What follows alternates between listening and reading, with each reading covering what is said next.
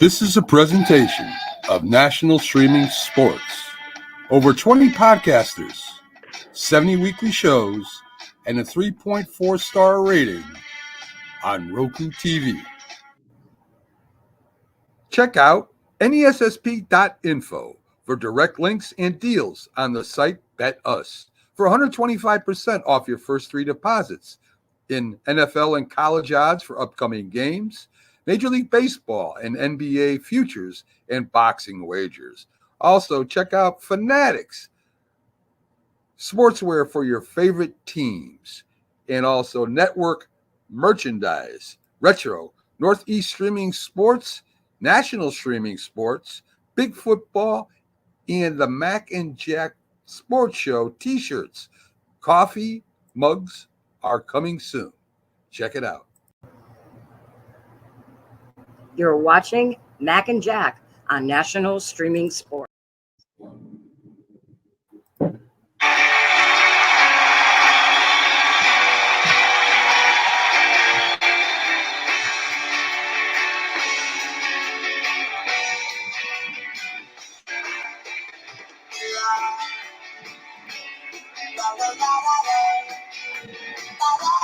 Yes, it's Friday, Jack. We have football to talk about, and we're showing everybody the way. I mean, if you listen to us all week, we gave you the winner last night. We'll give you the winner again today, and of course, BetUs, a big sponsor of us over there on our website there at nessp.info. Check it out and get the direct links. It'll give you a great deal on making bets, and of course, at the top right, we have our QR code. That'll also bring you directly to the BetUs site. Jack, I mean, what a way to start off the NFL season. The championship last year was a nail biter, and this game came down to almost the last play, Jack. It did come down to the last play, Mac. And when you say it's a game of inches, it really is a game of inches. You had to keep watching the replay to see whether Likely's toe was inbounds, out of bounds. But I'm going to tell you, the Ravens lost the game, and they were hell-bent on getting revenge against the Chiefs.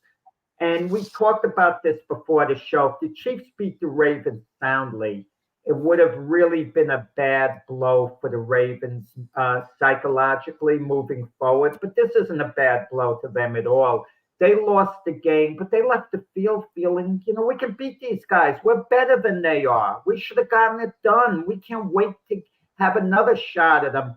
This is possibly a preview of the AFC Championship game, possibly because the other good teams in the AFC, both of us have picked the Houston Texans to go to the Super Bowl. But you see the Chiefs and the Ravens, and you get the feeling just based on this one game, they're picking up from where they left off last year as the two best teams left standing in the AFC. A lot of big game players, and both teams have tweaked their offense. The Chiefs maybe caught lightning in the bottle in the real sense of the word with their top draft pick, Xavier, Worthy. And the Ravens are the Ravens. I mean, Lamar Jackson, he's not really missing a beat. He's going to be there at the end of the year. The big question is whether he can win the big game, and that's going to be determined later on.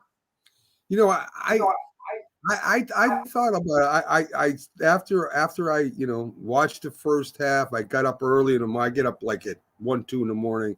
I watch all the highlights, and I got a few thoughts. And my first one was Derrick Henry. They went out and they got Derrick Henry to take the running load off Lamar Jackson. I knew it wasn't going to happen. They didn't use Derrick Henry enough. Derrick Henry would have been a way to slow down the Chiefs, eat up the clock, drive down the field. And you're going to have all the Lamar Jackson fans out there are going to say, oh, look at he's great and he can run. He's going to run. He's going to pass. It's still not conducive to winning a championship. And let's bring Keith Angle in here because I want to get his thoughts. He also, if you follow the show, he also picked the Chiefs to win this game. Now, Keith, we were getting to, great game, exciting game, a way to kick off the season, probably probably one of the better games to kick off the season. I mean, Detroit and KC wasn't bad either last year. But when Jack brought up Lamar Jackson doing his thing that the Chiefs maybe the Ravens lost the game instead of Chiefs winning the game. The Ravens played really well. You go out and you get a great running back for a reason. to run the ball, and you've got to give Derrick Henry the ball more than 9, 10, 11 times. You've got to get this guy going. This would have took a lot more pressure off of Lamar Jackson. It might have took the rush off Lamar Jackson, and maybe Lamar Jackson would have been even better in the game if that's possible. But Keith, I'm worried if Lamar Jackson is going to run like he ran last night, not running out of bounds, not sliding, taking on defenders, and I don't wish an injury on anybody, but that is not a good recipe for Lamar Jackson to stay healthy all year. No, these guys don't run forever. There's a reason they scale it back as they go on, because they get beat up. I'm not surprised when that this happened. When I brought Derrick Henry in there, I thought he was a bad fit because I didn't think they'd use him the way they should. I mean, you saw the way they've used their running backs in the past. I know he's much better than most of those guys, but listen, your coaching philosophy is let this guy run amok, and that was what we saw again last night.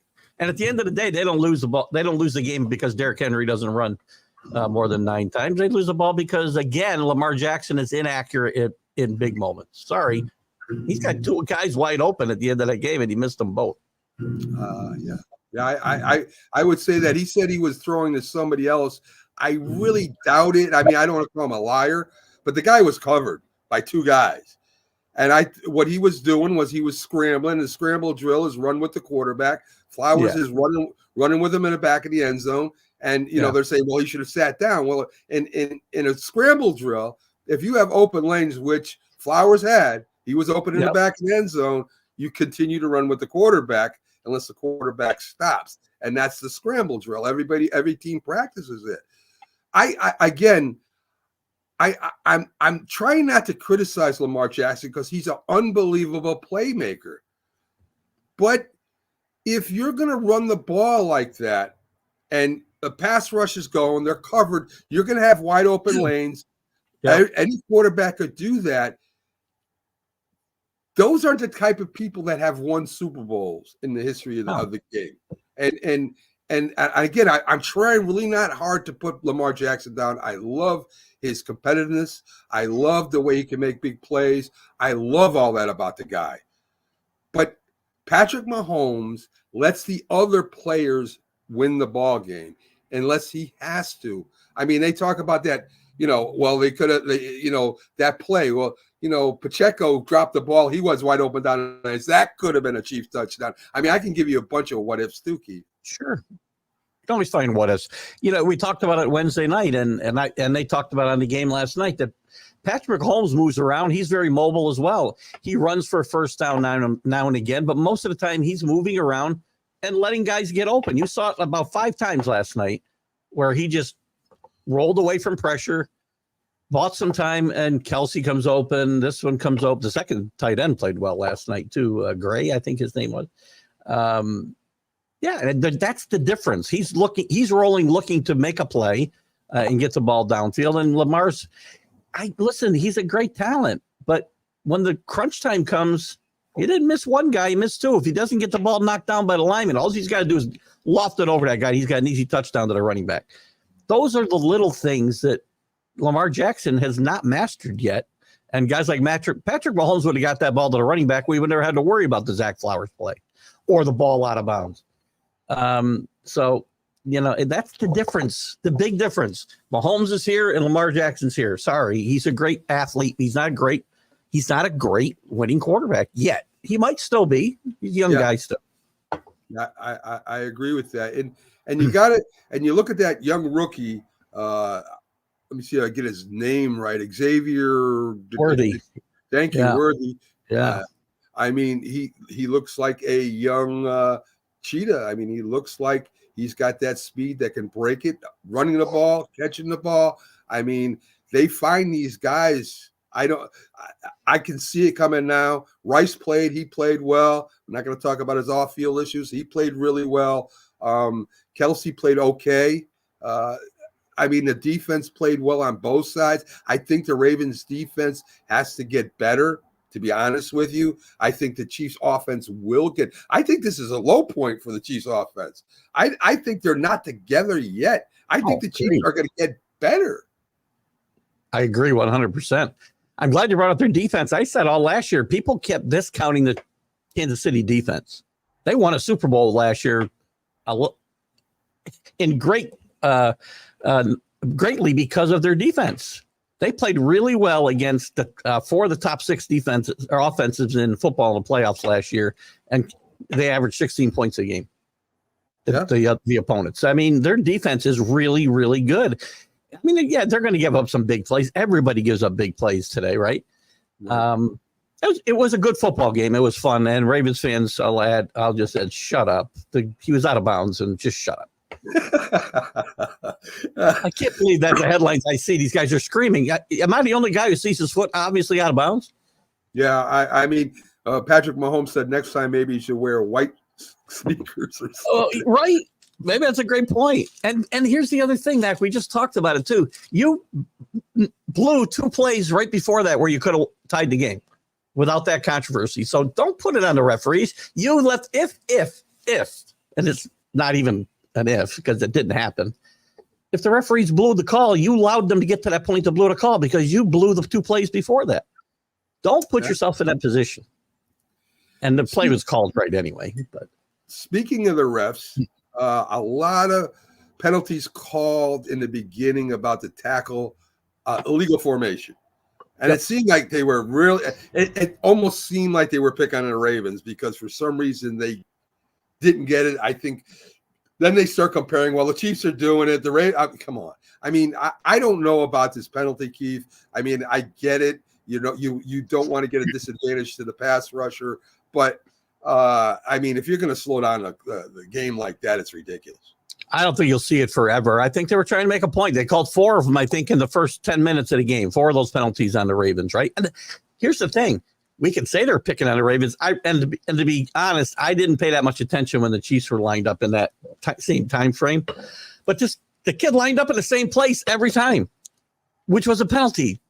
I mean, hello, just take a step forward. I mean, it's not that hard. And by the way, they were calling us in the preseason every game too. I watched it in the Patriot games that I watched and some of the other games. This was called a lot in preseason, and the league has made it clear they're going to call this. And I think that was a message to the rest of the teams, and you'll see it die down. This happens a lot when we have new rules like that. You see them early, and then they kind of they'll dial it back a little bit. So in the losing effort, Lamar did throw for 273 yards. He did rush for over 122 yards.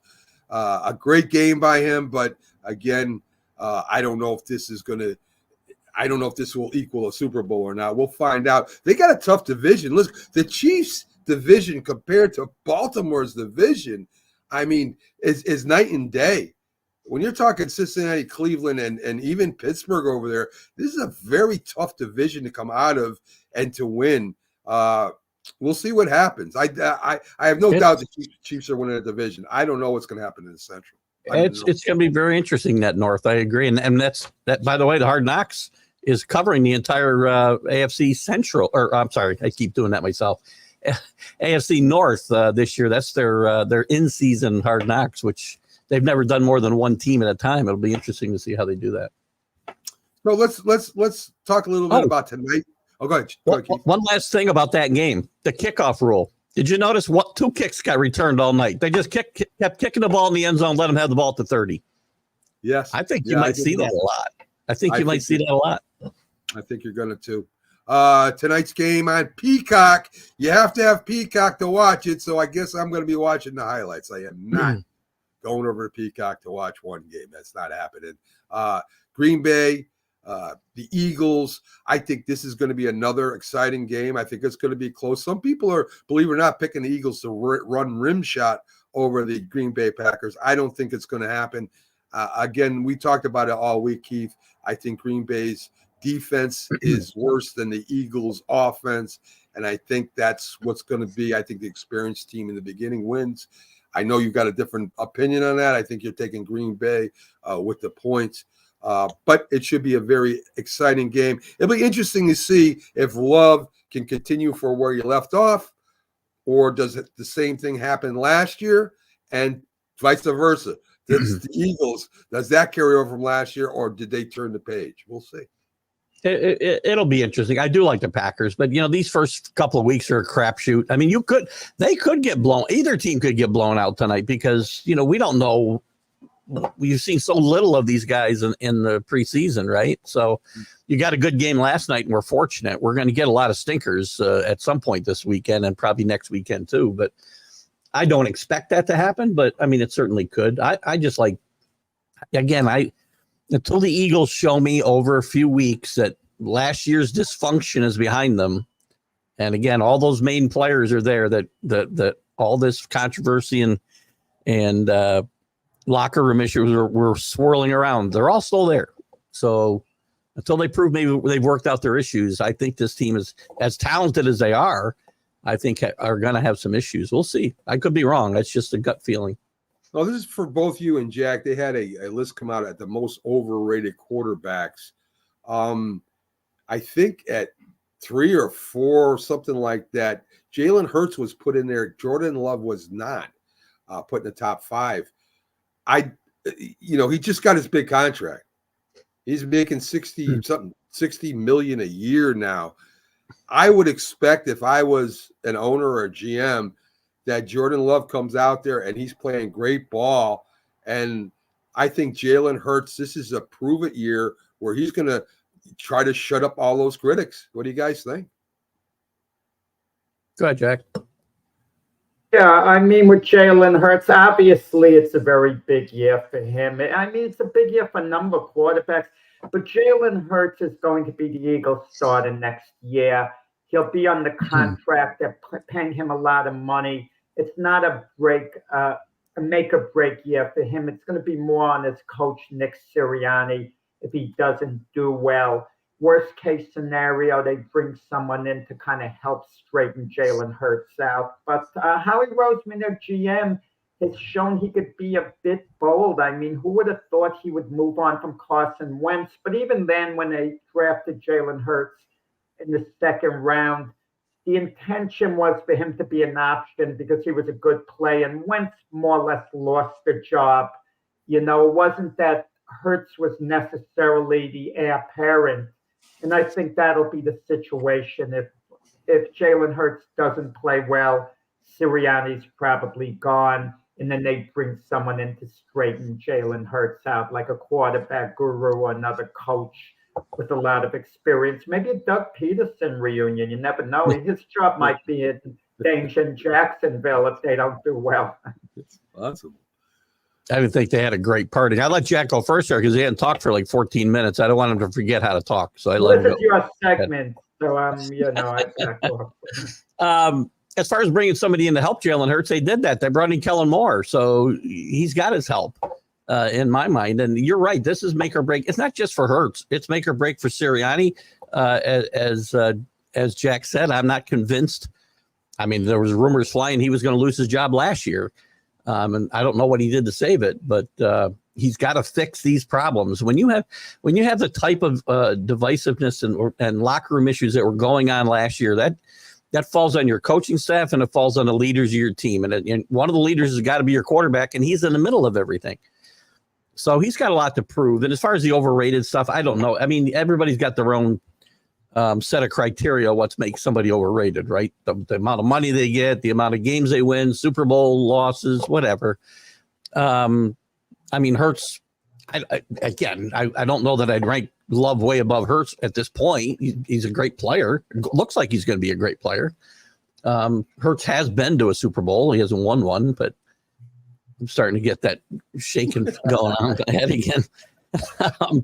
What I find interesting, tonight's game's in Brazil, and the NFL is giving Brazil a great matchup, Packers and Eagles, and both of them have tremendous fan bases, okay? in their cities, technically it's an Eagle home game. I don't understand, why are they taking away an Eagle home game? And the people in Brazil, do they really care which teams? They're just getting an NFL game. Why not give them the Las Vegas Raiders against the LA Chargers, where they can afford to give a home game away, because both home fan bases aren't as intense as the Packers or Eagles would be. So why take away an Eagle home game? Like I said, the fans in Brazil, you could give them any two teams, but they're giving them an elite game on a Friday night where most people won't have Peacock. They're not going to see the game. I don't understand the NFL's logic. Anybody with kids are going to be at a high school football game anyway, but that's why the NFL doesn't play on Friday nights as a rule. If I'm any team, I don't want to give up that home game ever, to go to Brazil, to go to Germany, to go to England, wherever it is. I don't want to give up that game. And it's not for financial reasons. They're making it up on the receipts, and the NFL makes them whole, one way or the other, as far as finances go. But if you want to win games, you want that home game. And I don't know why any team agrees to this. And maybe there's probably criteria the league has where they can't say no, or they can say no in certain instances. Yep. But as far as matchups, we don't always send Europeans the best matchups. Heck, we gave Germany the Patriots and the Colts 2 years ago, which was set back football about 40 years. Speaking of the Patriots, let's talk a little Patriots before we get into college. Keith, Jamar Jackson might start. They don't know. I mean, he's I don't know if he's a game time decision, and he's not an injury, so that's interesting. I don't know if it matters or not, Keith. I think the Patriots are going to run into little problems this first game. I looked at their roster. Over half of the Patriots roster is new players. 28 of the 53. It's a brand new team. I think it's going to be interesting. Gerard Mayo being a defensive coach, playing for the Patriots, coming up under Belichick, I think the Patriots defense, as you said, is going to be okay. The problem is going to be scoring points.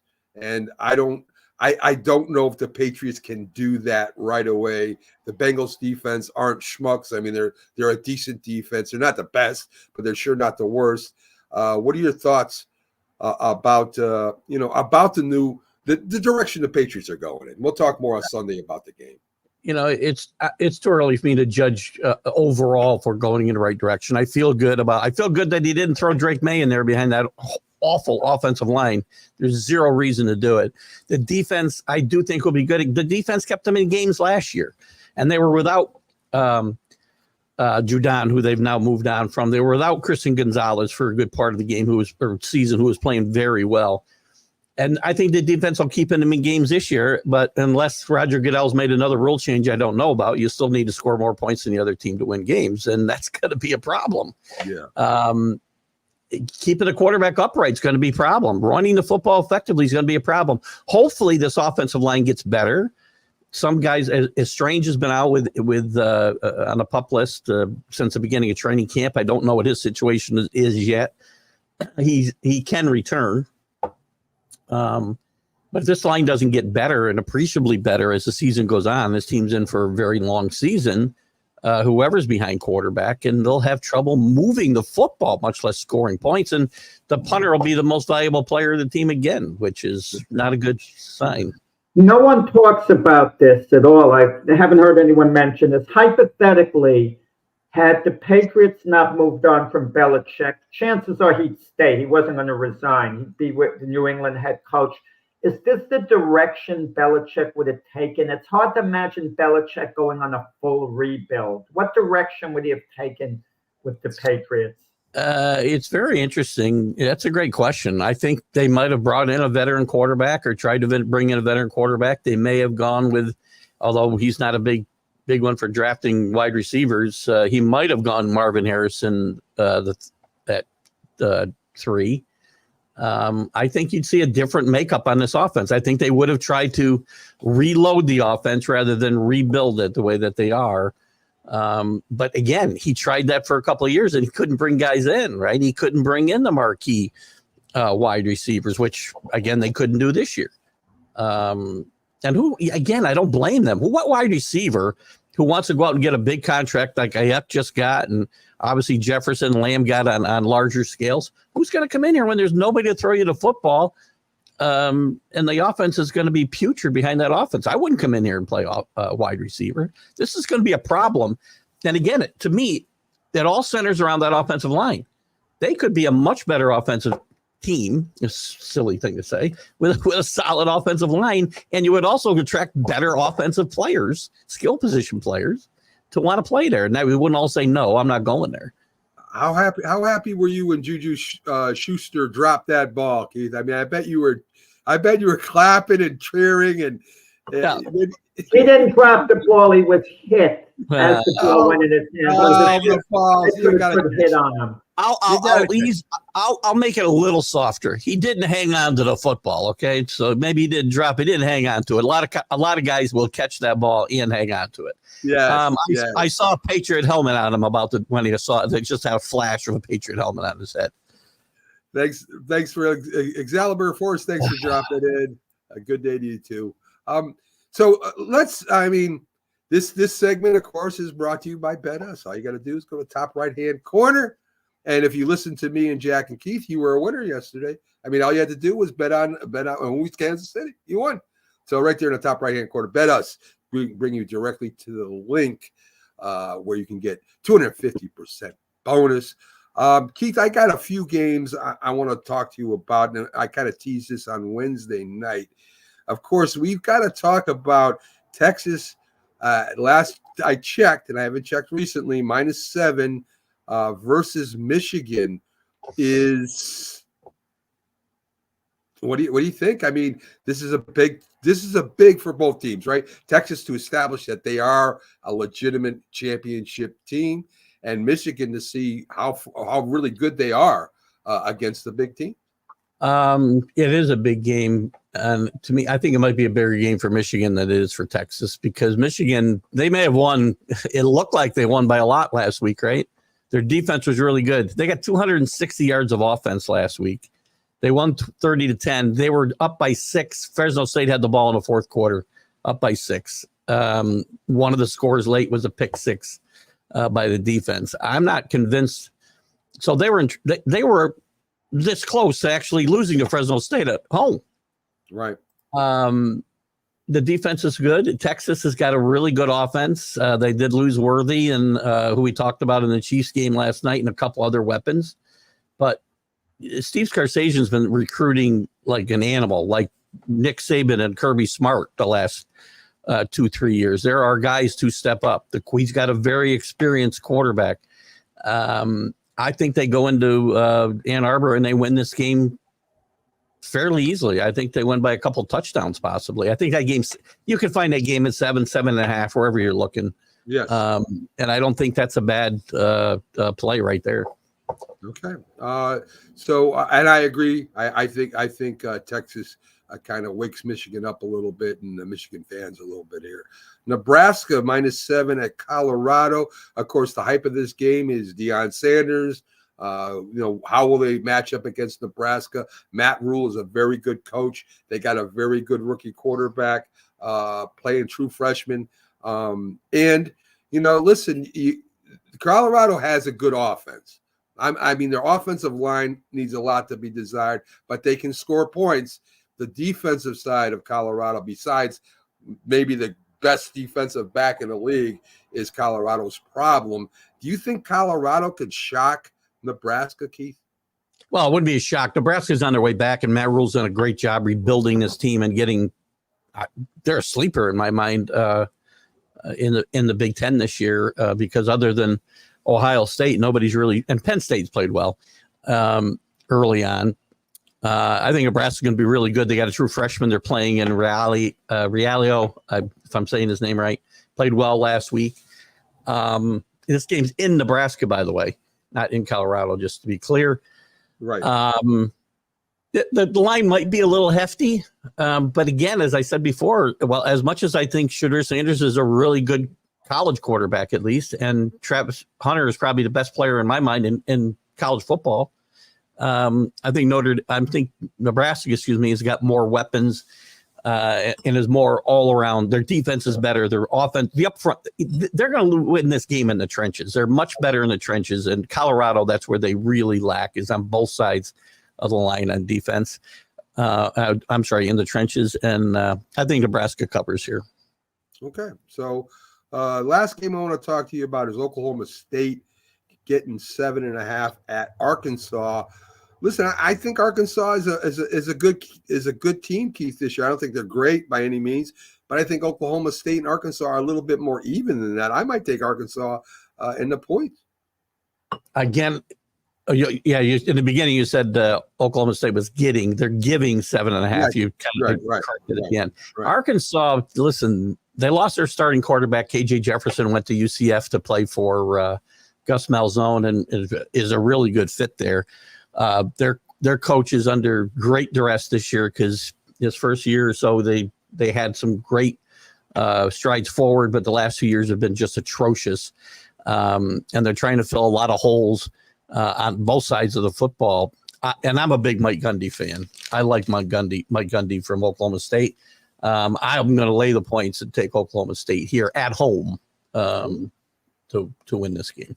All right, so there you go. That's Keith's parlay there. It's triple. Just for the record, it's early in the season. I'm picking Texas to win the national championship. It's early in the year. So I'm not jumping on the bandwagon late in the season. Come playoff time, I'm putting the pick out early. I am already on record as saying Notre Dame wins a national championship. Right. So Yes. Keith has drank the Kool-Aid. He really has. I don't drink any Kool-Aid. No Kool-Aid at all. I mean, Notre Dame will have the easiest ride into the playoffs. They will.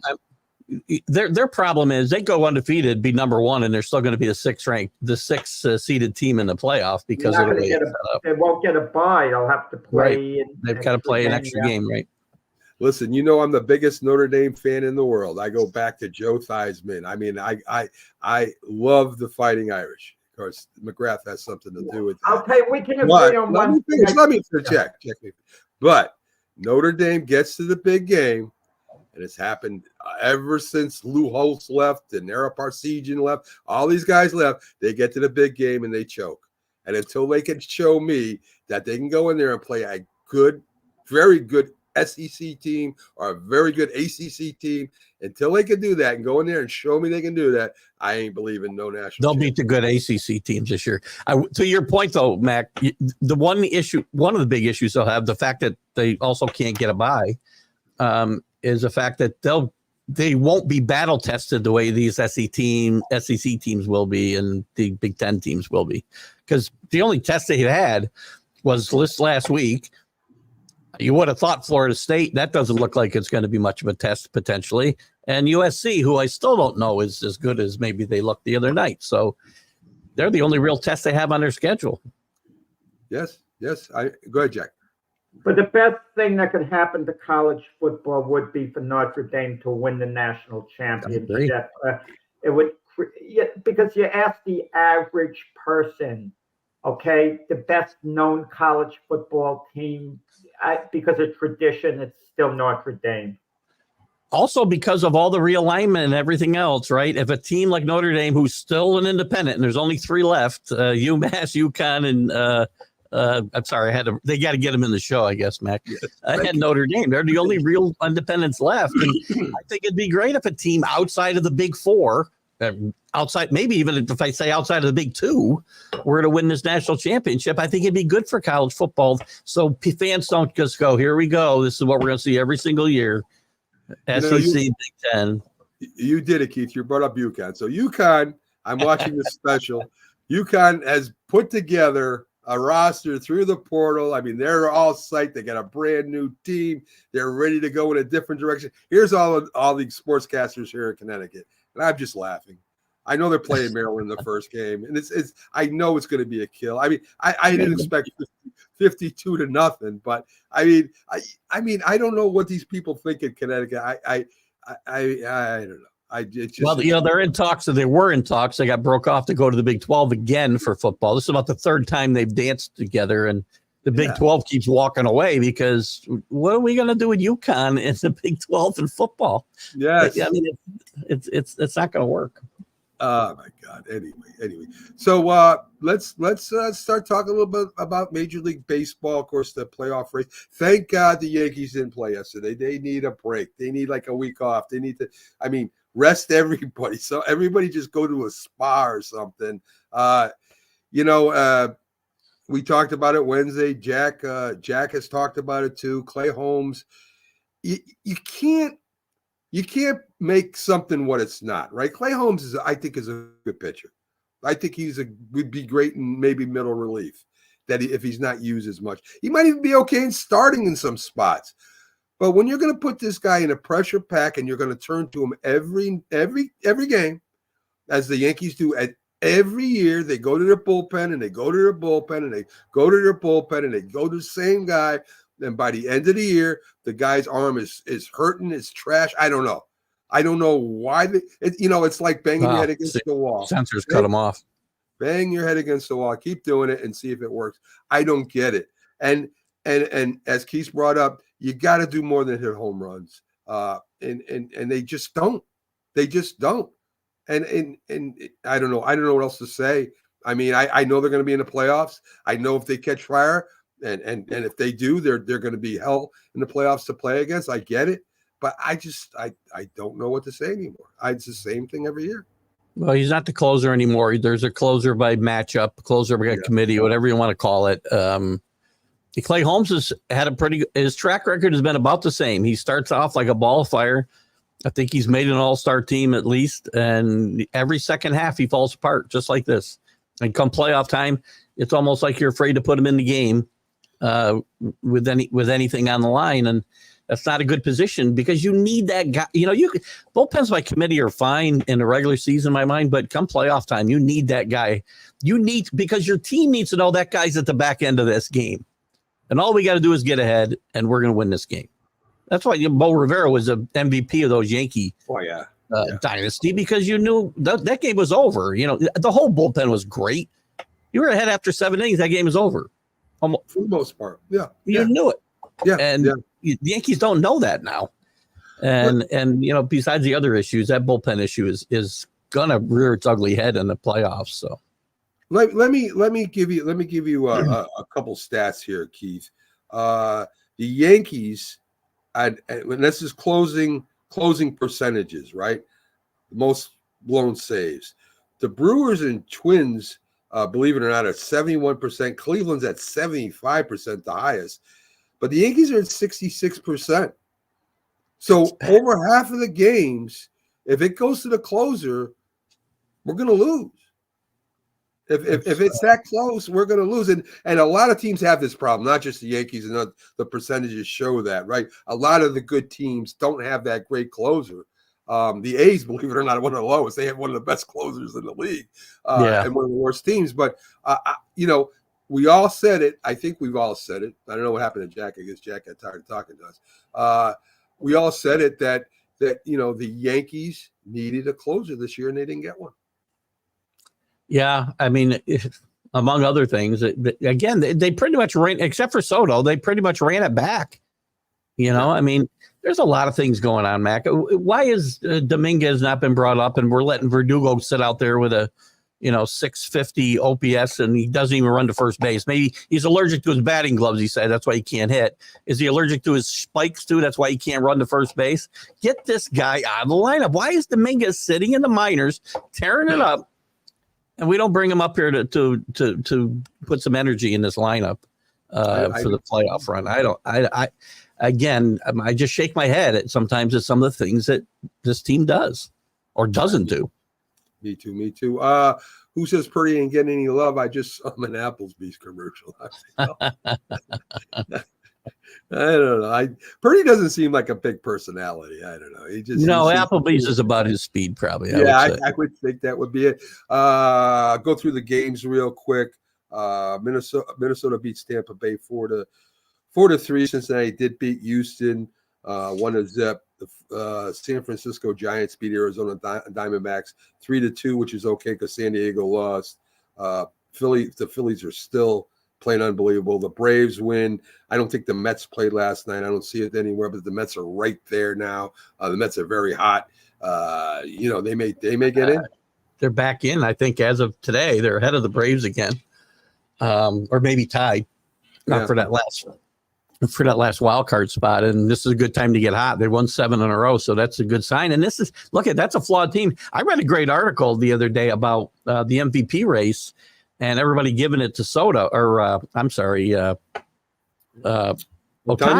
in the National League, but and to Judge in the American League, but guys like Witt and Lindor are having maybe more impact from a valuable, when you use that word valuable, and all-around contribution, fielding, base running, homer, everything, that they may be having more impact on their team's success than Judge and Ohtani. So Lindor's been absolutely, this is the best year as a Met in my mind. And he's a really, really good player and should get some consideration. And he's led the way during this latest rush. Just worry about come playoff time for that team too. No doubt. I don't think the Mets are gonna go to the World Series, but it's just good to see them up there competing, which is good. Yeah, good to see. John Sterling, Keith, coming back to host to broadcast for the MLB playoffs. Of course, the broadcast for the Yankees. Listen, I miss him.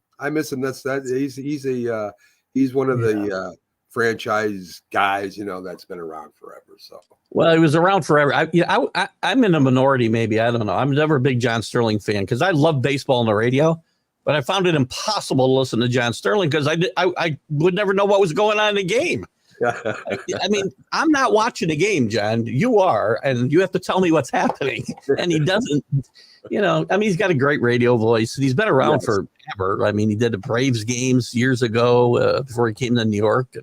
Yes, he's an iconic sportscaster in from recognition wise. But I was just never a big fan. I mean, how many times a year? It's high, it is far, it's caught by the shortstop. I mean, his little nick there. I mean, he had his niche, right? I mean, I personally, I liked Phil Rizzuto a little bit better than John Sterling. You got to kind of paint a picture when you're on radio, right? Yeah, TV, you could do whatever you want. Yes. Like, he didn't paint that picture. Some radio guys are awesome. And back in this, when I was growing up and had the transistor under my pillow, they painted a game. That's how I could see the game when I was laying there. But now, I have no idea what's going on. So Keith's got his, I think, one-on-one today, right? Pretty awesome get you got there, Keith, this week. I have Reggie Williams, former linebacker for 13, 14 seasons for the Bengals, played in 2 Super Bowls. Reggie Williams graduated from Dartmouth. I mean, one of the more successful guys that come out of the Ivy League into the NFL, and we'll talk to him. 24 knee surgeries Reggie's undergone since he retired. And he's had a fight to keep his right leg and not have it amputated. Really, it's a story of inspiration. He's got a book out about it as well, and we'll talk about his career and the book and a lot of other stuff with Reggie here in about 20 minutes.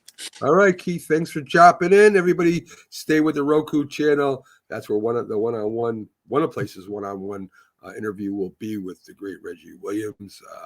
Anybody that knows football knows the name, that's for sure, Keith. Great get, and thanks for stopping in. Have a great day, guys. See you Sunday. Take care. So Jack is back, and got lost Wi-Fi here. Wow. Yeah.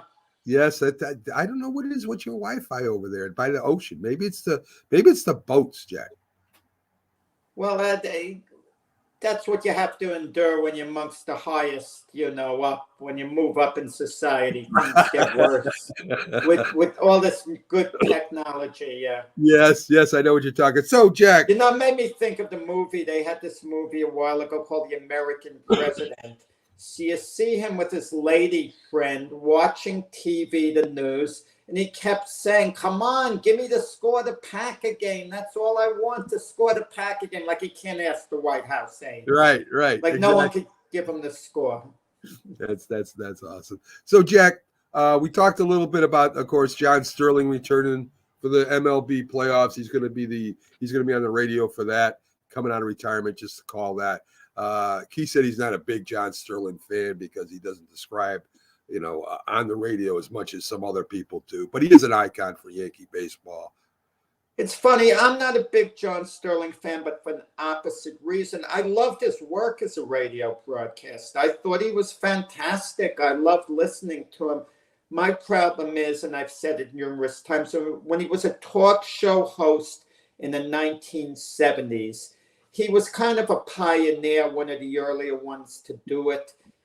The guy was flat out rude. He was rude. He was obnoxious. I mean, all his mannerisms I couldn't stand. It's just my opinion. I'm sure there were some people who liked him. I'm entitled to my opinion.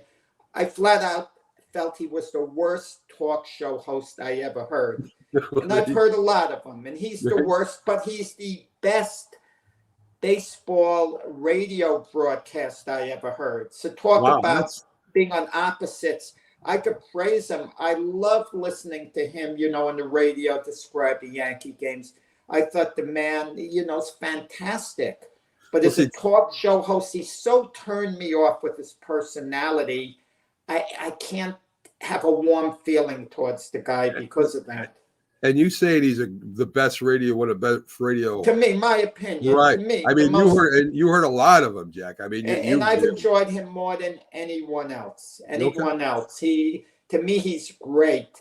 So when I tell you he was the exact opposite as a talk show host, the guy just wasn't nice. He wasn't a good person, on there. The way he talked to people, the way he talked down on people, the way he put people down, it just a total turn off. And I eventually stopped listening because he would challenge us. So I said, well, if you don't like the way I am, then just don't listen to me.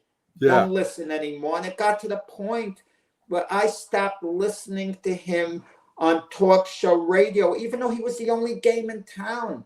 Wow. I'd rather not hear anything in sports than to hear him after a while. That was my attitude. Okay, so let's jump back to NFL. Davante Adams again denies that he's unhappy playing with the Raiders. Jack, this just keeps coming up and up and up. I mean, they say where there's smoke, there's fire. I mean, he says, come to the source. I mean, why would this keep bubbling to the top if there's not some truth to it? First off, Mac, you have to understand, and I've even criticized you on this, don't take what a player says at face value, because what else is he going to say? What's he going to say? I'm not happy.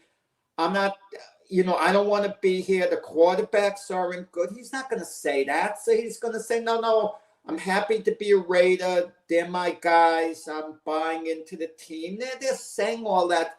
But you can judge the enthusiasm level. Davante Adams could have shot down these rumors in a very forceful way a while ago. Now he's going to be with the Raiders for the season. He has to accept it, so he's making the best of it. But I can understand his discontent. Look at his quarterbacks, Gardner Minshew and Aiden O'Connell. And apparently he's not too happy. Just think of where he came from. He had the great Aaron Rodgers all those years. And then when he signed as a free agent to go to the Raiders, it was with Derek Carr, his college quarterback who he was close with.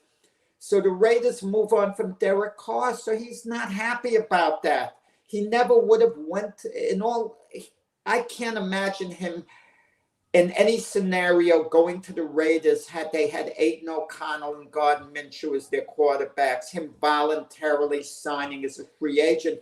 But he stuck with these guys. The Raiders couldn't work out a trade for him or didn't want to work out a trade, maybe didn't get the right offer, whatever the reason was. He's a Raider. Yeah. Pure and simple. And he had at this point in the season's about to begin, he's got to accept it because it's not going to benefit him much getting traded at this point because the Raiders aren't going to get a high draft choice from at this point. He's a Raider. He'll make the best of it, and we'll see. But I'll say this.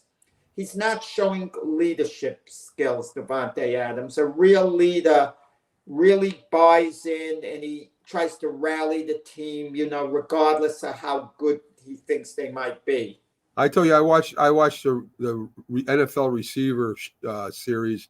He's the only one I really didn't like.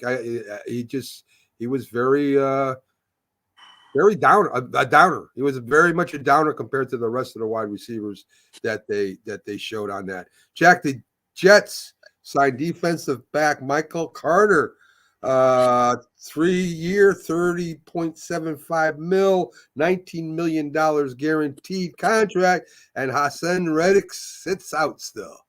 Michael Carter is one of the best slot cornerbacks in the NFL. Excellent player, excellent player, very solid.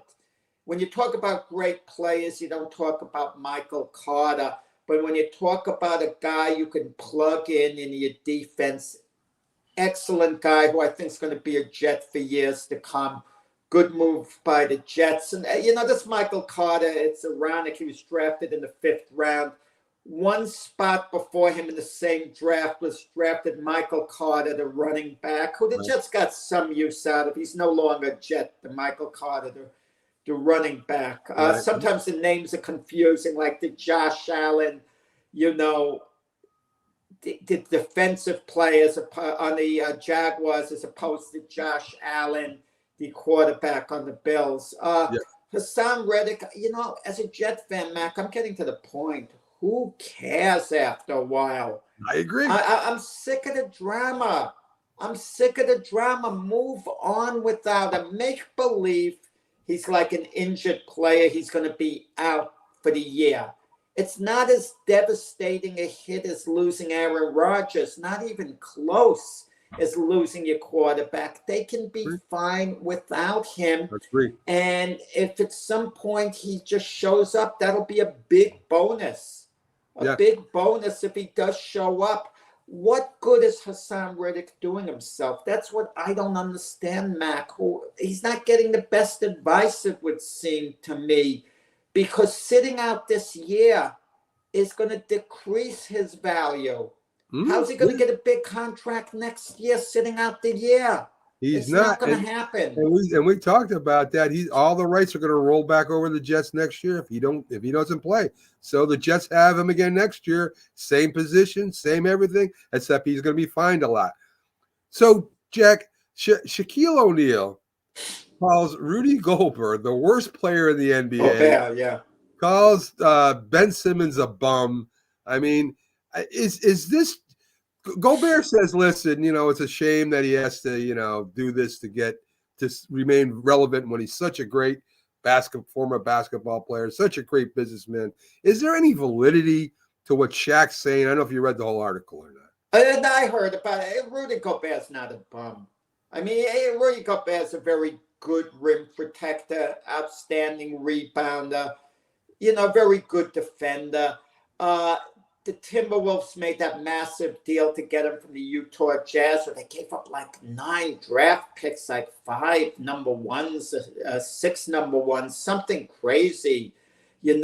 Was Rudy Gobert worth it? At this point, if the Timberwolves could have a do-over, I would advise them not to make the deal. But it comes down to this. If the Timberwolves ever get to the NBA Finals and Gobert is one of their key players, then the deal is worth it. In other words, let's wait to see how it plays out before we ultimately grade the deal. But right now, the Timberwolves last year, they get to the conference finals and they lose to the Mavericks. I mean, that shouldn't have been.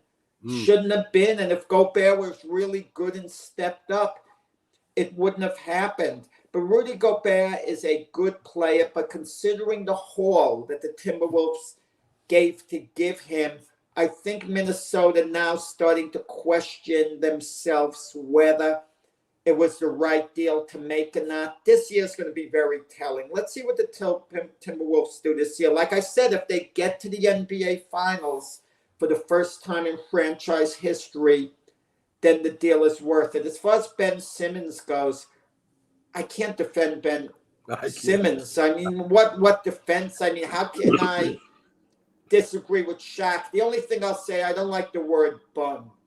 I don't like to call someone a bum. But I can even understand Shaq using that language. If a guy is out there trying, hustling, doing the best he can, but he's just not performing. I don't call him, I'm not going to call him a bum. I don't even like calling him a bust. I'm just going to call him an underachiever. That's the politest way of doing it. But Ben Simmons hasn't even earned the right to be called an underachiever. He's constantly out. He constantly has issues. If it's mostly mental, that he's really depressed, then I have a large degree of sympathy for him. Believe me, I do. If he's dealing with certain demons. But if Ben Simmons, if he's dogging it, well, I got my back, I got my this, I got my that. I don't know how valid it is. But I know when Ben Simmons came up, in the NBA with the Sixers, I thought he was outstanding. I saw him play one game at courtside. He was outstanding. And there was a point in time, Mac, I hate to say it, this is embarrassing. If it came down to keeping Ben Simmons or Joel Embiid, I would have considered keeping Ben Simmons. Yeah. That's how he was trending to me to be a real star in the league. And what's he now? He's no more than a role player. No more than a role player who's getting massive money in a way you feel, no play, in the way you feel like he's getting all this money for a limited amount of playing time. And I can't defend Ben Simmons. I could defend Rudy Gobert for now. I'm willing to give Rudy Gobert the benefit of the doubt now because he does show up, he does play, and he is effective. He's just not a force at center. Shaq's comparing Gobert to himself. Of course. That's the problem. Of course. And he's talking about the $250 million max contract he signed. He said, I want him to show me $250 million worth of player. And of course, Shaq talks about, he can't walk right and his neck hurts because, of the way he played back then. He's got a point, but again, is this just keeping him in the news, Jack? Or I guess he really feels this way. I can't disagree with him about Ben Simmons. And he says they're just using the system to make millions of dollars and they're not playing. And when he's talking about Ben Simmons. Yeah, I kind of wonder, Mac. I just wonder. I'm not saying. If Ben Simmons needed to earn his money, if Ben Simmons, only had a couple of million in the bank or whatever, would he go out there and really be busting it and playing a lot of minutes if he absolutely had to? Or could he? I just kind of wonder. And if he had to perform really well, I think part of Ben Simmons' problem was it was with the Sixers. And they blew that series to the Atlanta Hawks, and he was right under the basket, didn't shoot. They won't let him forget it. He's kind of become gun shy. He's become reluctant to shoot the ball. I don't know why anybody, after I saw what he did with the 76ers and how far he fell, I don't know why anybody would pick him up or sign him to a contract or no one would now. No one would know. You know what a team might do? If they have to pay the league minimum, he's worth the risk. If you have to pay very little for him, he's worth the risk because you could say, okay, if it doesn't work out, picking him up, I would compare to an NFL team taking a 7th round draft choice. You could take a chance on that. Say, guys, I have doubts whether it's going to work out, but you never know. Maybe we get lucky and this guy, does something we think potentially he could maybe do. Very, very, very possible. So, Jack, we're at the top of the hour.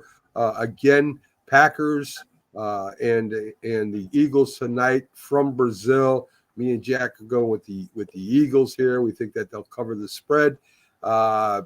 We'll see what happens. Hopefully it's a good game. I won't be watching it. I'll see the highlights because I'm not going to Peacock. But I'm thinking the Packers win 23-20, but the Packers are favored by 3. So if I have to pick one or the other, I'll take the Eagles. You'll get the points. One of those. It's a close game, but I think the Eagles win by maybe 7 or 10 points. We'll see.